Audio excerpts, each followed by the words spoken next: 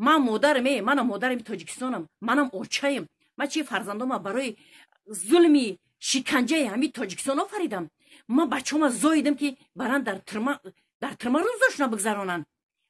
بچه من ای چشم ماندگی او را به او حالت بردن نیمکلکش کردن. پرزیدنت محترم جناب رستم همه میگه که شما فرمان دادین، به فرمان شما پرزیدنت محترم جناب رستم همش میگه که ای بالا ما را فرمان دادن، ما تا مرغای شما را همین خیل کار میکنیم. آخه شما ما را قضا دادیسن. ای جون شیریم سر شدم. پرزیدنت محترم یا بار مرا قبول کن. بچه من مادرم شما نمیفهمین. اگر از من یه سخنی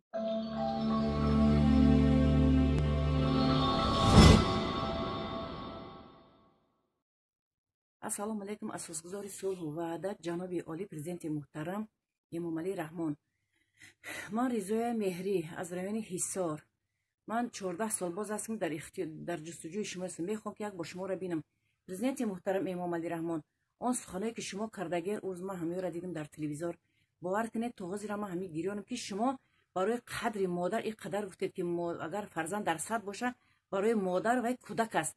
همین سخنای شما دل مرا آب کردگی. پرزیدنت محترم خواهش میکنم ای شما که باری هم باشد ای نزدیک مرا قبول کنید. ما فهمم چی گپ در میدینی. بچه آخه در می 3 فرزند من در زندان آخه این قدر آخه در یو آدمی همی آدینه محمورا در کار بود. آخه مرا قبیدن گرفتن.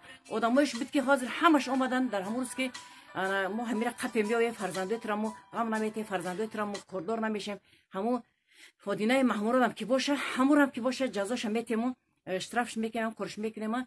ای مثال امی کرونا بس کنه دیگه نکنه جواب میتیم قطعی فرزندات. آخه یکمش که من قطعی اویله و نیستم، من قطعی زندگی هم نمیکنم. ای 2005 یا تاجیکی نمیفهمن زندگی نمیکنم. من پرزیدنت محترم امامعلی رحمان من قطعی انسان زندگی نمیکنم. فرزندای ما را برده یک محکم کردیسن. 2 ماشید فرزند من چشمش بچهای من 5 تا بچه من از صفر 7 8 9 اخرانش رفته در شهر روسیه کار کردگی.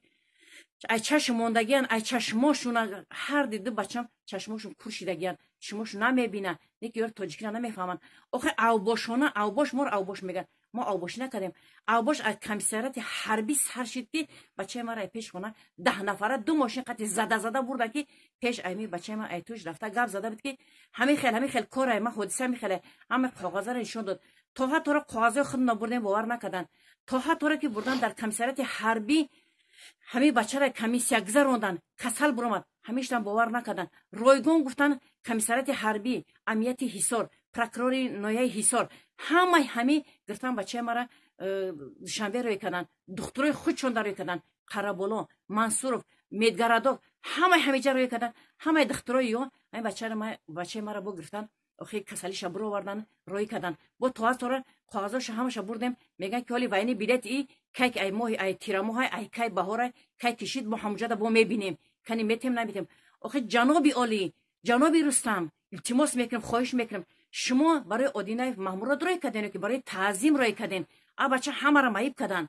بچه هم قدر عذابی دادیسن که تو بستن. من مادر ما 60 گذاشتم نخوام در بدر کارمندا بگردم که بچه ما ماشین در کدوم حالت در کجا هیچ کس مرا نشون نمیده. من مادرم تاجیکستانم، منم اوچایم. من چی فرزندام برای ظلمی شکنجه همین تاجیکستان آفریدم. من بچه‌ام زاییدم که برن در ترما روزشون بگذرانن. بچه من ای چشم ماندگی او را به او حالت بردن نیمکلکش کردن در زندان پرتفتن. در کجای نمیگن مرا بچه ما یک بار نشون نمیدن. آدما در 15 روز بچه‌هاش نمیبینن. فرزنداش دیگه کسا خش تبارش نمیبینن. می یک بار نمیبینم. آخه بیا یک آدمی باوری ساسر تن روی کنه ما گپ زنم که کی در رایونی حصار او باشم. ارگانای تاجیکستان میدرن خانه به خانه ای ازبک او چتر ما فلان کنم. همین ایرو یادابای هیرم همین انسانه. جناب عالی شما گفتین که کسی ملت پرستی میکنه اون را جزا دادن در کاره. برای چی ارگانای ای شهر ای رایون حصار همش اومده میگه که ای تو ازبکی تو ایتاکی فرزندی من پدرش خبر گرفته که کلین من در اونجا رفته 5900 اورا اشتراف میکنه که خانه تفروش ای تفروش بیار تید پولی دولت ته. برای چی 60 نفری که ای حصار در کجا بود همین کسالی که بود فرزندی من دو جان بود 8 ماه در بلایدوس خو رفت. هم کسا ما ایگون کس نرفته میگن که شما ما را پول بتین شما ما را یاردم کنه. ما همین خش پروکرور ناحیه حصار خودش آدم روی کرد که همین فرزندی من را در همونجا شما را یاردم میکنن ای طرف دولت 6000 7000 سوم برای کسایی که شما نجات یافتین یاردم میکنن. ایرا نمیتن، ایرا میگه که حالی نیست، حالی دولت یاردم کنه، حالی دولت پول روی کنه، بعد میتین نه با شما رفتگی نیستم. جناب ای شما ای زمین تاسمان می ندارم که شما پرزیدنت محترم، شما صغیر پرورین، شما سرای صغیرها را سیله میکنین، شما یتیما را نگاه میکنین. در خانه من یتیمه پرزیدنت محترم، در خانه من یتیمه، 10 سالش 11 سال پدر را ندیده است، مادر را ندیده است. در خانه اینه که من پیش یگان حکومت یگان جور نرفتم که بگم که در خانه من یتیمه یک چی امیره یاردم کنه، نکردم، نگفتم، یگان کار نکردم. نه که روز نمیتن من حاضر یک بچه دارم در خانه، بچه من حال اومده باور نکنه به دست پنجره ناخونه او را بینه که با کدام حاله. اول یک درمی روزی من 3-4 روز پیش درمی یخبندی اول یک ماشین زد، بازی ما را همون یک دهنان میتر یا همین روز کار کنه ما در یک دهنان میاره، حاضر همون را دیلا کدگن، ما را دیلا کدگن. اوباش میگه آخه بیان من اوباشی و در اومدن در خونه آدما را زدن گوارگی تا فلان کنم.